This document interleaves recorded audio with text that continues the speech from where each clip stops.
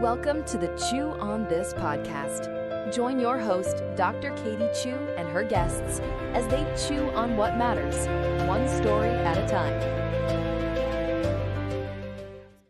Well, hello. Welcome back to another episode of Chew on This podcast. And I'm your host, Dr. Katie Chew.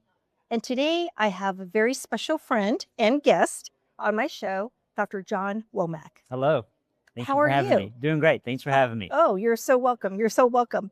Can you tell my followers where we are today? Yes, we're actually by the Atlanta airport. So we're in hot Atlanta, actually where I live. So I'm super excited to make this commute to be here with you. Yeah. And I think he told me that this is your first podcast experience. First time ever. My nephew has a podcast that he does on college football, SEC football. So I, chime in on that, but I've never been a guest on a podcast. This is cool. Oh, and I feel very honored to have you be doing your very first podcast on my podcast. And so hopefully you'll walk away from this feeling like you would like to do more in the future. I think so, yeah. And possibly be another guest a second time.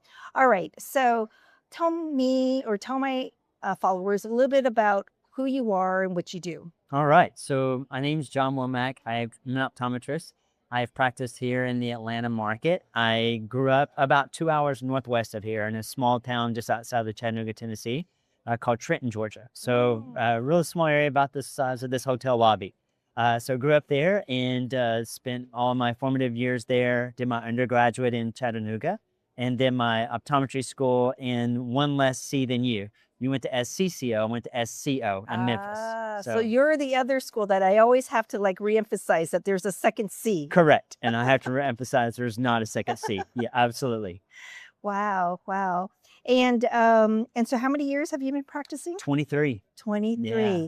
And it hasn't felt like it was 23. It's funny you asked that because for me, it's one of those things when somebody says, how long you been doing this? I have to remind myself, I can't remember when I was an optometrist. Exactly. So I think that's the best compliment about what we do is that you don't remember what you did before this. Yeah. And just from the last few years of getting to know you more through the BNL Speaker Bureau, I do have to say that, over time, it's I always felt like a need to get to know you more, right? And we were talking about that earlier today, right? Because a lot of times when we do have these trainings, it's once a year, right? Or if we bump into each other at a summit or a conference, again, it might be something that is either biannual or whatever. And then we're off and doing our own things. And we never really have a moment where we get to just have a one-on-one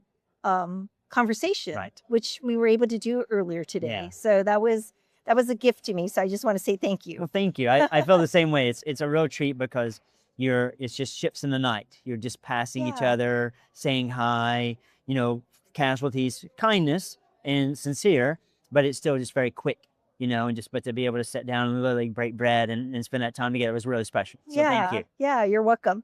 And I do have to remind my followers, if you saw my post on LinkedIn, this is the Dr. Womack that out of the blue, as I'm flying through the airport, Atlanta airport, that someone outside just starts saying, "Hey, Katie," and I turn around and it was you. Yeah. And so that was really special.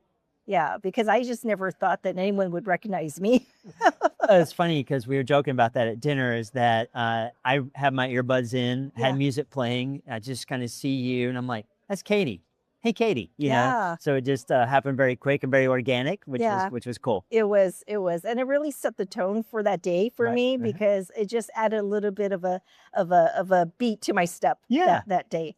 All right. So I know that you're not too familiar with my format, but I'm going to give you a quick rundown. All right. I have hard shoes, and you're going to be holding the soft shoes. Super. Thank you. And so in each of these bags, we have questions that are pertaining to life. And the hard shoes are the ones that are going to be a little bit tougher to answer, maybe have you gnaw on them, chew on them a little bit more before you can, give us your response. The soft shoes are a little bit more lighthearted, a little bit reminders of what we are grateful for and thankful for in life. So since you're my guest, we always start off with the soft shoes to Thank kind you. of break the ice. Thank you. So go All right. ahead. I'm not looking in the bag, so I'm not trying to Yes. set up the tone here. Okay. Ooh, what's a favorite tradition you've kept or created? So I'll answer this first. Sure. Okay. Yes. So a favorite tradition that I've kept is is something that my wife and I just recently moved back closer to my family, our family about 3 years ago. And so when we're all together at Thanksgiving, we're all together now and just being around each other, saying something that you're thankful for. But one thing that we do is we hold hands. So Oh. there's that physical touch and you're just there with your family and you're celebrating that time. So that's a tradition that we've been able to take in part and just created. Kind of created it organically, but it really means so much to us to be able to do that and have that time with everyone. And so it's really cool. So that's something Aw. that we've created. That is nice. And how long have you started that tradition? Yeah, it's hard to say, because this is our third Thanksgiving that we've had the pleasure of being back Yeah. closer to family. And so when we were in Florida, we did something similar with Oh, that with our okay. godson, with his family. Yeah. And so it wasn't. So it travels with you. It does, yeah. I Okay. think that's probably the better statement. Some Yeah. travels with us. I don't know really when it started, but I know it's never going to end. No, So, don't yeah. let it end. Yeah. Yeah, that's a nice one. I'm gonna have to read Yeah, that again. absolutely. Every question for some reason. Well, not for some reason. I know the reason. I do need to read it again. What's a favorite tradition you've kept or created? So it is something I created and I've kept. And for my two children, I have always bought them an individual, unique Christmas ornament. Okay. And each year I build upon it based on a memory Mhm. of something that we experienced that particular year. Love that. And so, with my older daughter being 28 Mhm. now and my younger daughter being 25, I was quite happy. Last year was the first Christmas that we celebrated at my daughter's home. Okay. And Your oldest or youngest? my older Okay. one, yeah. And she actually asked me for her set of ornaments. And that is exactly my intention. When she asked me if it was okay, she goes, "Mom, is it okay if I have my ornaments on my own tree?" Love that. And I was like, that's exactly why I built Mhm. that set. It was for you to take it back to your own home. And so last Christmas was the first Christmas that we didn't celebrate at my home. Okay. And it was a beautiful new tradition, Love right? that. That's so And awesome. yeah, so now, and I did ask my younger daughter. She's like, no, Mom, because she's in the military. Uh-huh. She's like, you still keep my set, and then when she's ready, she'll take her own set. But I think that tradition, we're still going to keep it because even though it's going to be on their own trees, Mhm. I'm still going to add one to Sure. their trees. And what's nice is that I think ever since they went to college, no, it started in high school, they've been getting me one. Very And so nice. it's nice. That's the tradition that we've Oh, done. that's Yeah. cool. And you see that and you get to not only have that memory, but to visualize it as well. Oh, yeah. Well, I'm going to just touch upon one of the ornaments. Well, they like to find very unique Mm-hmm. type of ornaments that nobody can find. And so there's this background story with me and T-Rexes. Okay. Okay. So I'm a breast cancer survivor. Okay. So back in 2012, I had a double mastectomy. And right after surgery, I was in the hospital for about 3 days. And then when I got back home, I noticed that my shoulders had curled in, elbows stayed locked. And even though I'm trying to think about moving my elbows up away from my body, they would not budge.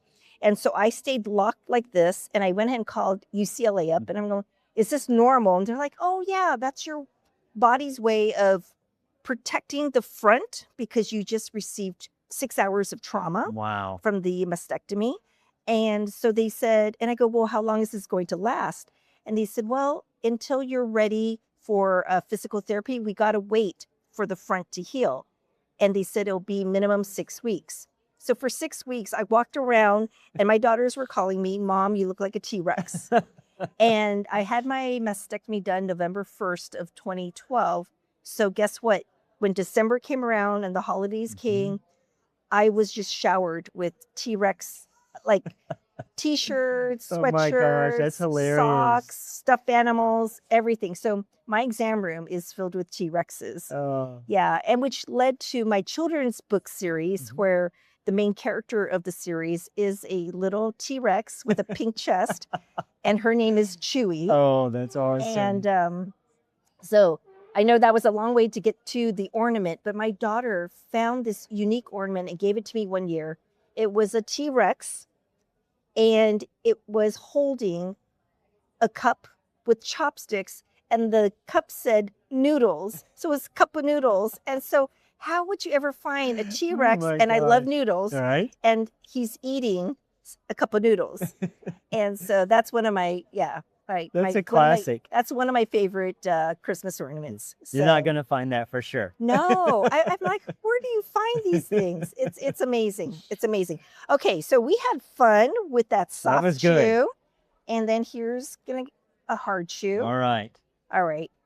What part of your story do you still struggle to fully make peace with? Jeez. Quite different from an ornament. Yeah, it's a little bit deeper there. What part of my story do I struggle with to still make peace with?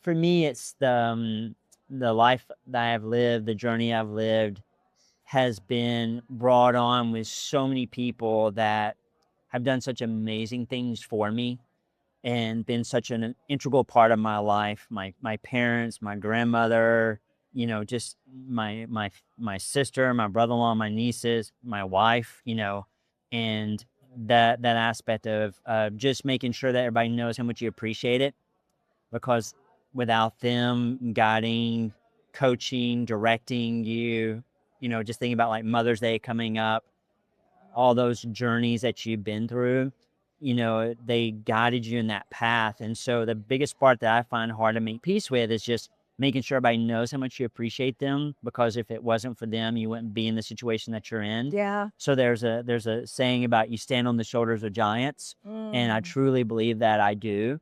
And that's probably the biggest one for me. Yeah, I'm trying to think of all the giants in my life. Yeah. And let's see, what part of your story do you still struggle to make peace with? What if they're just like, I think for me right now, I've been trying to resolve a lot of things that might have appeared to be conflicts in my life. And I think I've been getting a good handle on most of the things.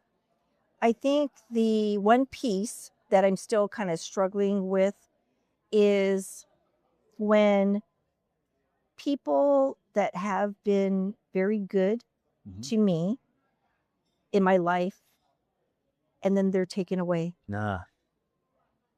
Yeah, that's a hard one. That's a very, very hard one to understand.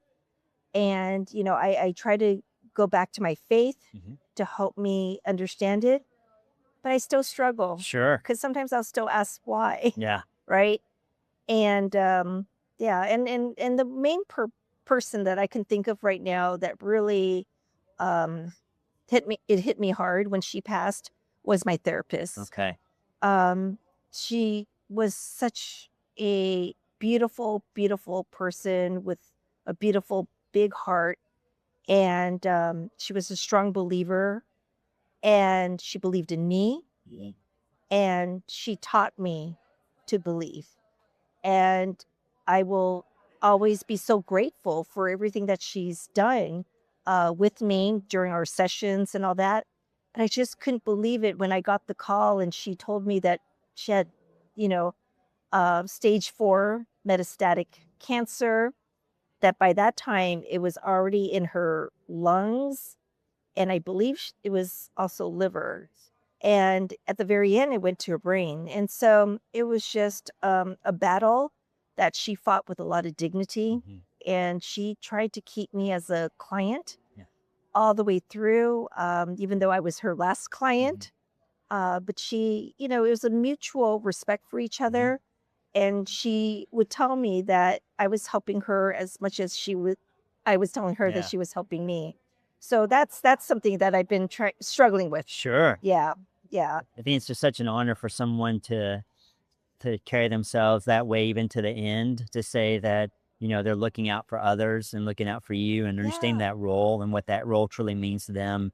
It just speaks to their integrity and who they are, and they're really called to do what they're doing. Absolutely. Even at the last moment. So it's impressive. Absolutely. I mean, the only time when she finally said, Katie, I think we're going to have to, reconnect in about 3 months was when it actually started going to her brain. And so for her to process words that she was hearing from me or words that she wanted to say to me, that's when, we both recognized that she needed that time to heal and go through the therapy that she needed to go through, and I think at that time it was radiation. So yeah, but she's looking at us or at me in heaven, and literally this is where God has blessed her. Yes. God has blessed her. Well said. Yes. Okay. That was a hard chew. Hard. Do a soft. Do a soft. I feel like I need to hear like my favorite color or something. That was a good one there. All right. Let's see if I can find something. Or favorite ice cream flavor. Oh, that can be a while. All right. So do you normally run cold, hot, or somewhere in between? Gosh. I'm glad that I'm on the podcast and you're not asking Joyce, my wife, because she's going to tell you yes, these questions, just like, it just depends on what the moment is, right? If I'm watching my favorite football team, or if I'm getting caught up in a golf match or something, it's probably I'm running pretty hot. If there's things that I just don't really care about that people are talking about, I'm definitely cold. And then probably everywhere else, probably 90% of my life is kind of somewhere in between. Yeah. So I'd say the answer is yes. To all of them. To all, yeah, absolutely. It's definitely the passion of the day. I'm very passionate about certain ice cream flavors, and I'm very cold on others. And so, yeah, I think it just depends on the topic. So how about you? That's a great way of answering that. I was thinking to myself, like, which one am I? It was just, I didn't know what was coming. So I believe that I don't know if I'm somewhere in between. I run either hot or cold. And the hot is usually when I'm sleepy. Okay. So I like to kick off the blankets. But during the day, I run cold. Okay. Because everywhere I go, I'm like freezing. And so I feel like I always have to have something around my shoulders or covering my back because of that chill that I would get. But it would be nice if I could be somewhere in between. Yeah, that would be optimal, right? That would be optimal. All right, ready for a hard one? I am. I'm ready to tackle another hard shoe. All right.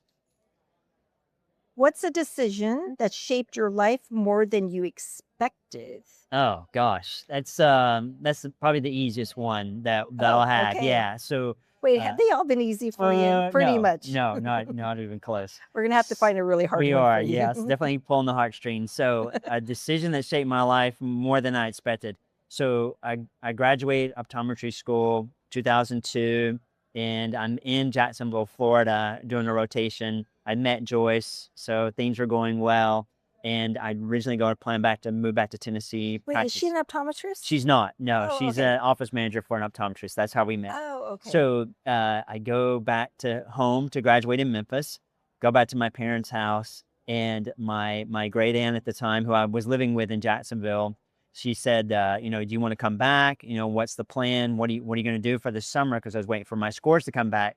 And Joyce and I had just started connecting our relationship at that time. I was like, I got to get back to Florida. So I got to get back to this girl. So moved back to Florida, lived with my aunt for the summer. Joyce and I's relationship obviously continued to grow, and we ended up married. So that was a decision, easiest decision I ever made in my life, was to get back to Florida. Okay, so Jacksonville, Florida started off as an externship. Correct. Yeah, my last one before school graduation. And that's where she lived. Correct. Yeah. So you went back to Jacksonville. Correct. And then got married in Jacksonville? We did, yes. And then how long did you stay there before moving? Oh, we were in Jacksonville for 17 years. We've only Oh. lived here for 3 years now. Yeah. Oh, okay. Yeah. I didn't realize it was that long of a Yeah. time that you were in Florida. Yeah, so she grew up there, lived there her whole life basically, and then we were there for that longer time, and then we Yeah. just moved up here a few years ago. So let me ask you, this is probably a natural question.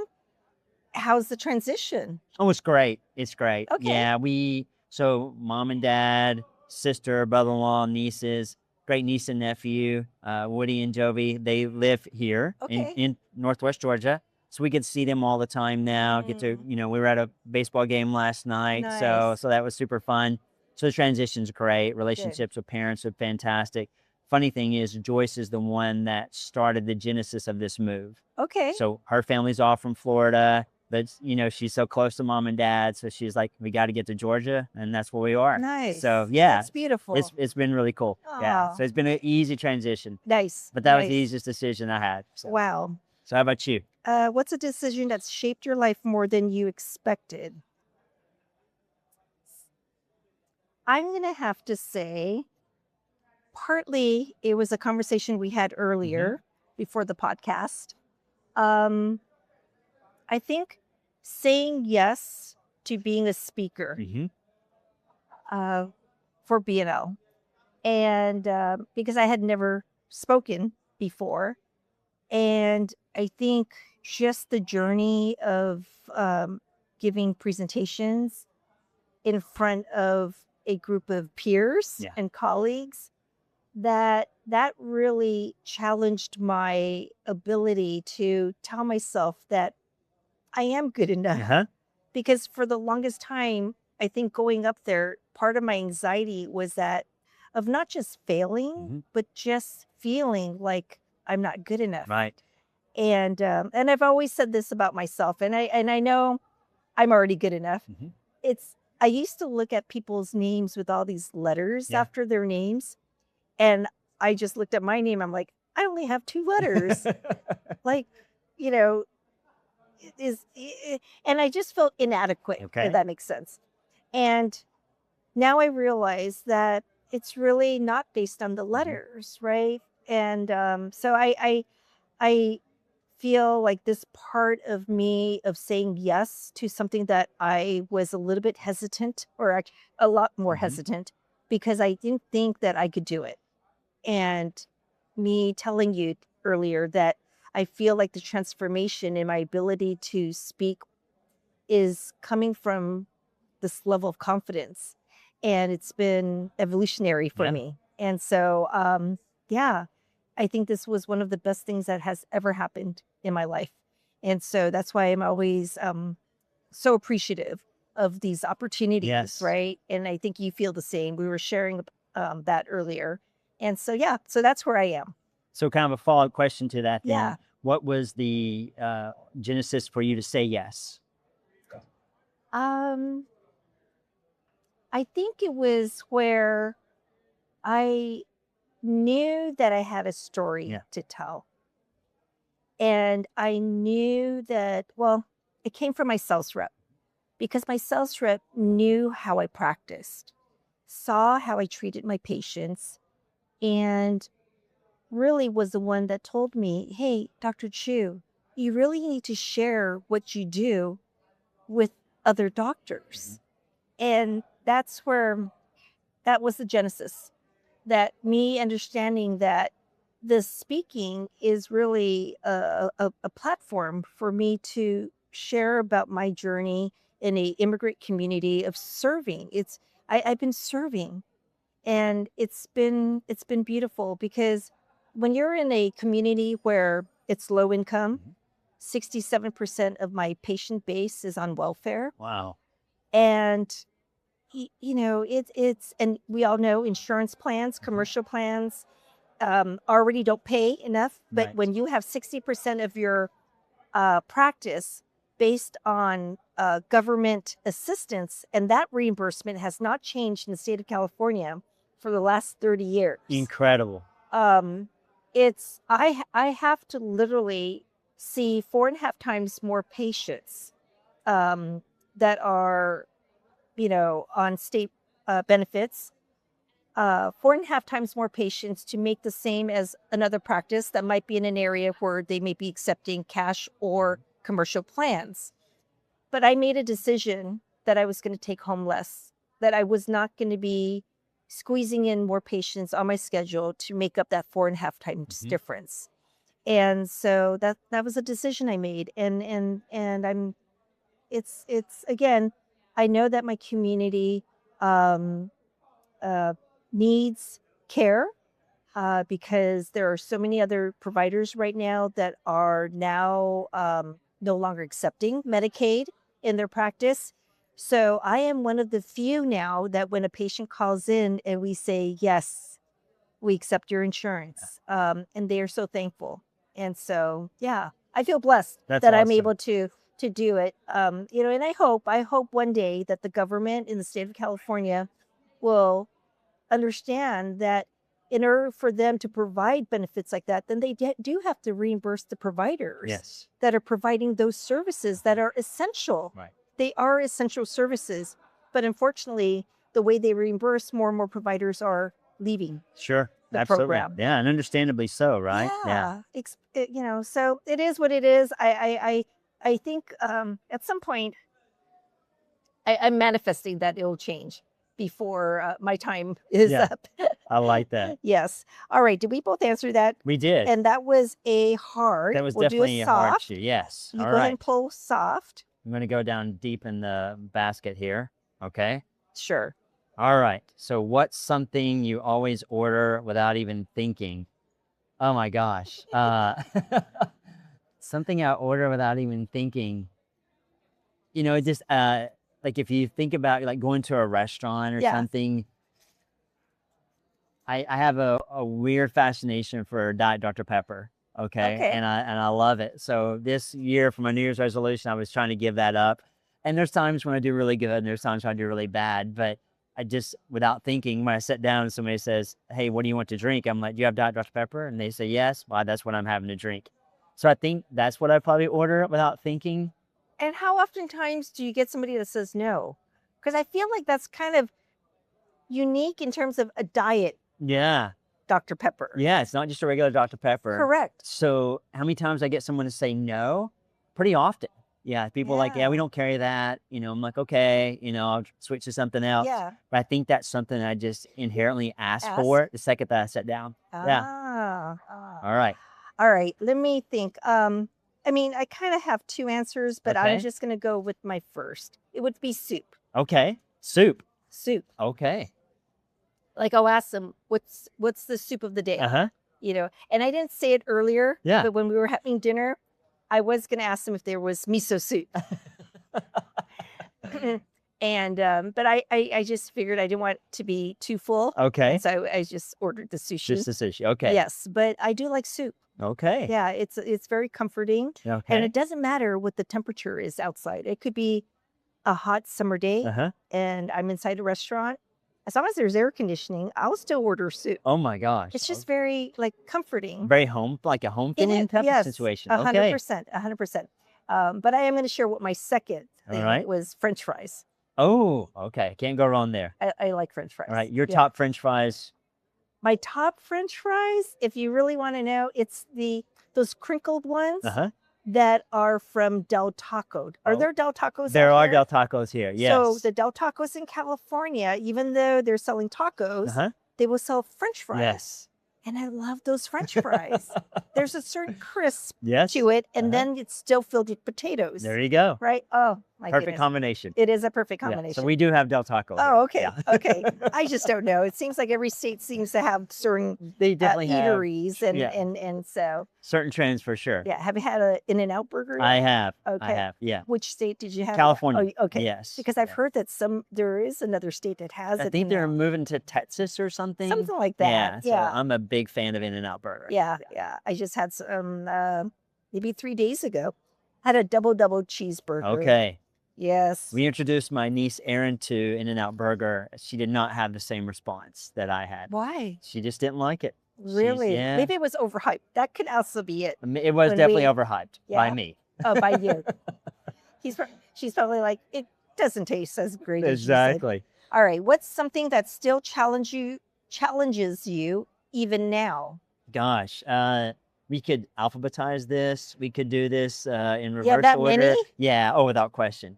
I'd say probably the biggest one that pops up when I see that on a piece of paper is just patience. Just Mm. not patience like the patience we see, but my patience, right? But just being patient, being in the moment, not getting too ahead of myself Yeah. about various things.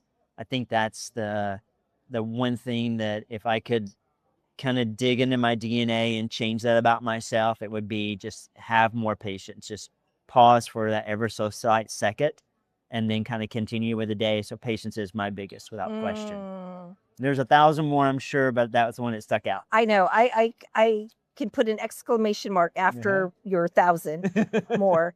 So I'm going to pick one. I think for me, learning to slow down. Yeah. Learning to slow down. Mm-hmm. I think it is a coping mechanism for me to always feel like every moment needs to be filled Sure. with an activity Mm-hmm. of some sort. So I have to constantly be in motion. Yep. I am a late owl and an early riser. Oh, goodness. Okay. I know. So people don't understand how I can function off of 4.5 or 5 hours of sleep. But this isn't something that is new. Mm-hmm. I've always been like this. And so what's new to me now is learning to add an extra half an hour Sure. to my sleep, and taking some nap time Yeah. here and there, and really learning to listen and feel how my body is. And yeah, I think that's the main thing, is just sleeping more. Mm-hmm. I think that's one of the things I'm trying to do right now. So yeah, that's my answer. That's awesome. All right. We're going to do one more round. I Okay. think it's already late for you because you still have patients to see tomorrow, I do. But right? this is good. Okay. I gotta end on a good soft chew here. Okay, so you pull one, and then Okay. we're going to end on a hard one. Oh, okay. Okay. I thought I was getting off on a soft chew. All right. Soft chew. All right. What's something you said yes to that surprised you? Yes to that surprised me. See, this feels like a hard chew. Let me look at it. Maybe Yeah. I might be able to think of something while Something that you're... I've said yes to that surprised me. Oh, I know this one. For me. You want me to say it first? Yeah, go ahead. Go ahead. So give me a little bit more time to tinker. So I never felt like I could sing. Okay. So I would never do, I would never join in a karaoke invite. I mean, I'll show up, but I won't be on stage with anybody else to do a karaoke song. And I think it was about 1.5 years ago, one of my neighbors asked me to go with her to a, I think it was kind of like a grand opening party for one of her friends' restaurant. And it was a Mexican restaurant. And they, as part of the celebration, they brought out the karaoke machine, and they were playing Spanish songs. They're in it. And there I went. Wow. I said yes. And I think it's because nobody knew me. Mm-hmm. And because it wasn't in English, I mean, they had it in Spanish. Okay. Like the subtitle, it was in Spanish. So I just followed that. But even if I messed up, I didn't feel like I was messing up. Right. Like, because I wasn't locked into having to say it a certain way. Yes. And so, yeah, that surprised me. I actually had fun.